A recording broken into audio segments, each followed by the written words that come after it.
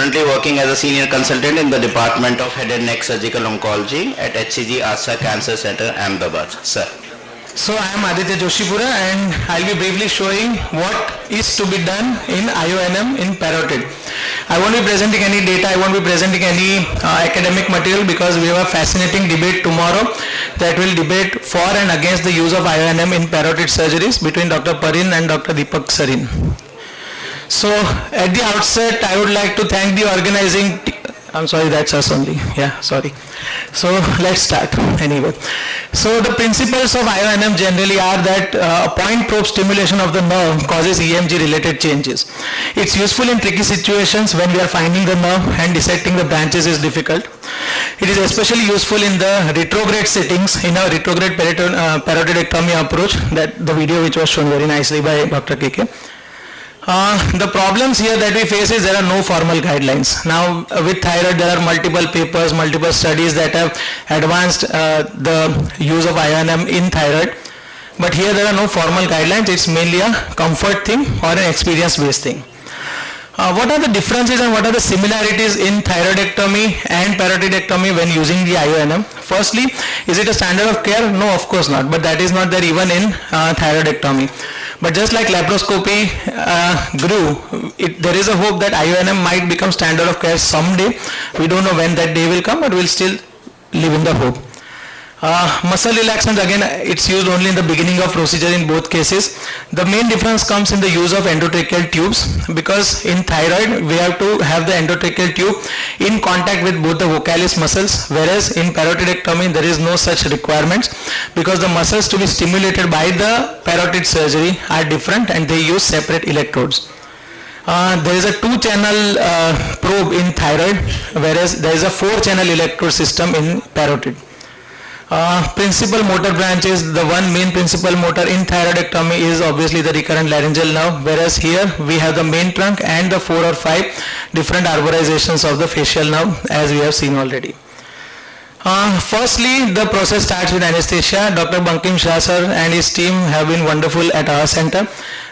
So we use Scolin. I think this is pretty much a standard of care. Scolin, which is a short-acting non-depolarizing muscle, rapid depolarizing muscle relaxant for induction and tube placement. Once its effect wears off, generally there is a mixture of inhalation, propofol with fentanyl, with or without dexmedetomidine. Again, I am just repeating verbatim what sir has told me, and we pretty much know the uses of this. We don't use atracurum because it is a long-acting one, and even after that we perform the tap test, which is gently tapping on the area of the thyroid cartilage larynx when we are doing parotidectomy, or the chosen muscle on the facial nerve when we are doing this. So the face muscles immediately after intubation verify whether the tube and the facial electrodes are placed properly or not, and whether there is earthing or not. Fairly standard. The 4 nerve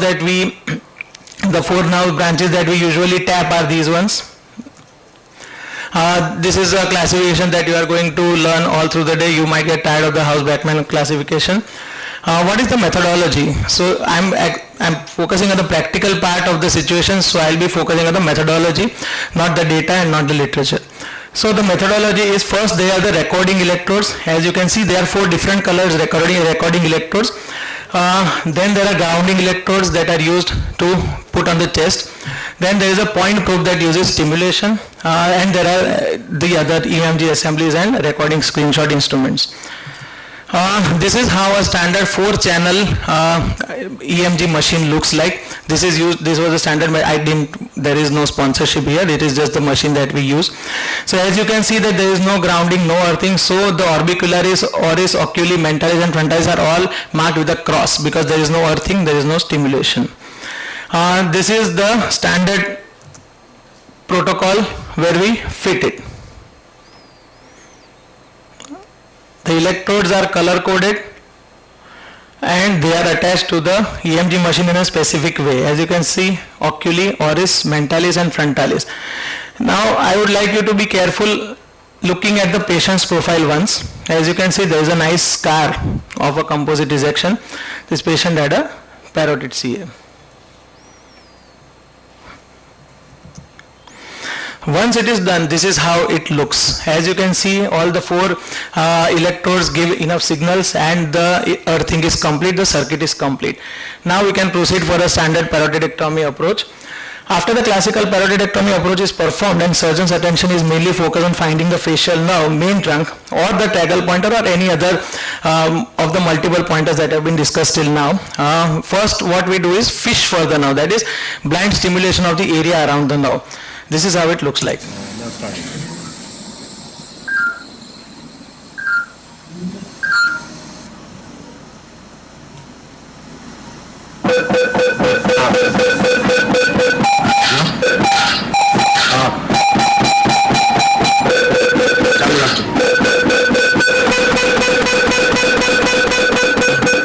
You may see that the mentalis is absent because it was an operated case of composite resection, thus even amplifying the difficulty of the surgery.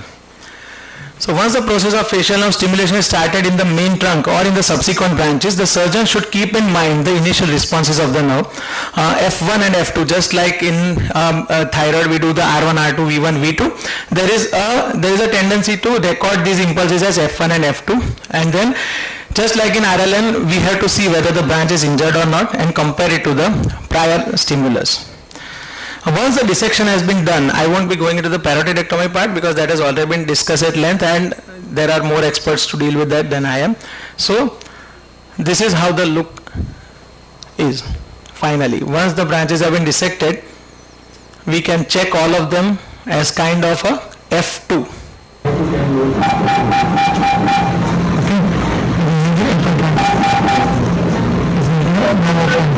Now each branch of the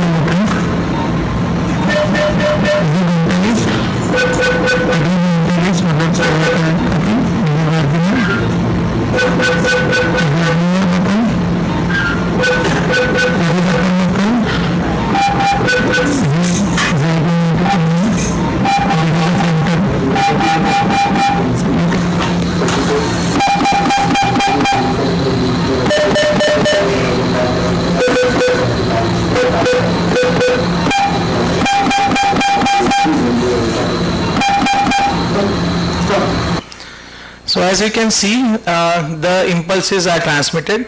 There are some technical details about how much the stimulation current should be kept.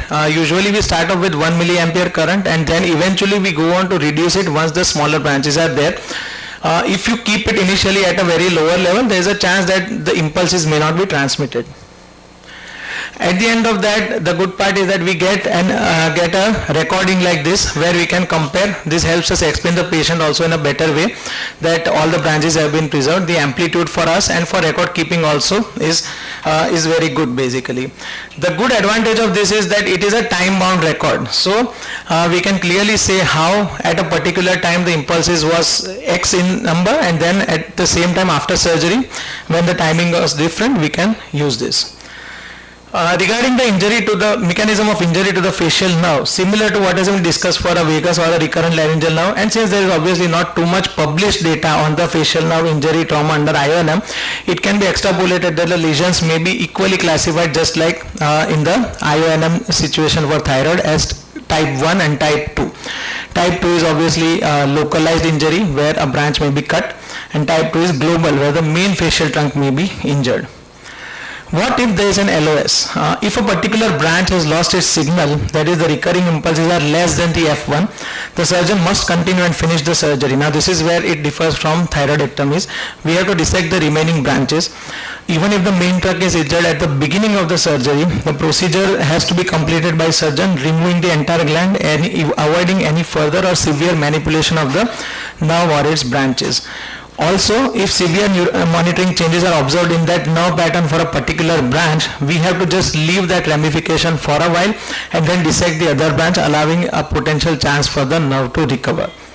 Different nerve branches also again have a system of interconnecting anastomosis that causes an overpass of the trauma. So sometimes it may happen that we may think that we have injured a nerve, but due to interconnecting anastomosis, as sir very well said, we may be able to have a stimulus. So there was a paper, there was a Chinese paper that just showed proposed guidelines. I'm not sure if we are ready for an actual guideline session because of the limited data available, but this is what they propose. So pre-operatively we have to inform the patient about diagnosis and the indication of surgery, and the most important thing is to not present technology as a warranty that the nerve will never be injured, because surgery remains the cornerstone with or without IONM. Anesthesia, short acting, again 4-phase electrodes as I showed. The landmarks, classical approach, then follow one of the anatomical landmarks that we are comfortable with to lead to the facial trunk. Then there is a mapping, blind search or fishing as I said for the facial nerve. The main trunk, once it is identified, the energy current is to be reduced, the nerve is to be dissected up to the pes incisors or up to a point where we feel we are comfortable, and then the dissect and expose the superior and the inferior branches, and then responses are to be done. If there is a potential injury, the stimulus may be lowered, the current may be lowered, and then the comparison is to be done. So to conclude, I think IONM is a dynamic tool to assess in real time the status of the facial nerve. Again, there is data that lacks clarity. There is trend towards lesser complications. To use it for difficult cases, it is better to familiarize by using it in simpler cases. Again, due to no cost of extra tube here, the overall cost effectiveness is much more than say you would have in a thyroid. Of course, the electrodes may cost somewhat more. Then again, it's a delicate and excellent surgery that remains the cornerstone. IONM at best is an adjunct. I don't propose to everyone to use IONM in every case, but based on what our experience is for more than 5 years now, we definitely think that it has added a big component of psychological comfort and relief to us that has helped us wade through difficult cases, as Kaustubh sir also showed very recently. So the psychological aspect is an intangible gain that might never get measured, but it's a very important thing to use. Thank you.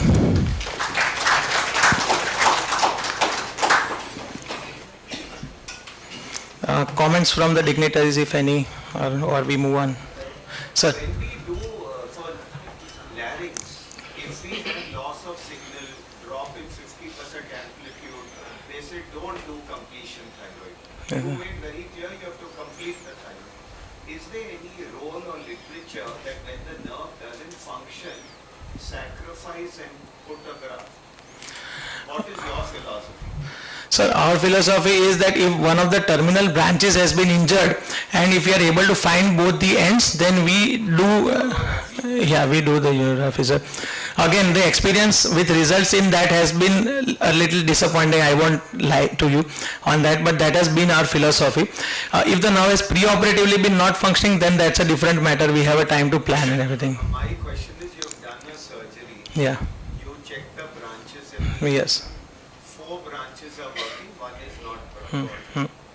Would you advocate resecting and putting a graft or not? Sir, not immediately. Or you trace where the impulse is not, remove that segment. I'm just asking what's your thought process. Yes, sir. I have my own So my thought process is that if I can trace the nerve intact and it has no signals, we are talking about parotid, I will not do resection and anastomosis because, and there is a scientific reason why I don't do this. If we understand how the graft regenerates and gives that function, it is Wallerian degeneration and regeneration. So it is the continuity. You have a nerve which is really in continuity. So there is a continuum. Why to disturb that and cut and put a new graft? So point well taken. The point that you have to make is if the nerve anatomical integrity is maintained, you don't do it.